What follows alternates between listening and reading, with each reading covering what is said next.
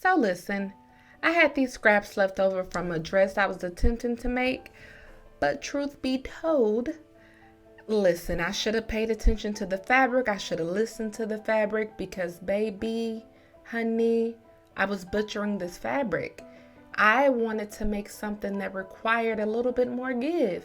And this fabric said, I'm not going where you want me to go. I'm going to go where I want to go. And when I say give, I mean stretch. This fabric was very, very stiff. And on top of that, guys, I did not buy this fabric. It was actually gifted to me a few years ago, so I don't know where it came from. And I only had like a yard and a half. I butchered a yard and a half of fabric. Ain't that something? So I took my scraps and I said, girl. That was really dramatic, but it sounded very good in my head. I said, girl, we got to make something because me being me, I refuse to give up. I'm very persistent. When I want something, I go and get it. So I end up making this cute little pouch. And to my surprise, it turned out better than I expected.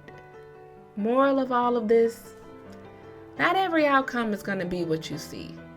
Sometimes that new outcome can still yield a level of greatness. And sometimes that new outcome is better than the initial one you had. Go with the flow. Don't force it. It all works out.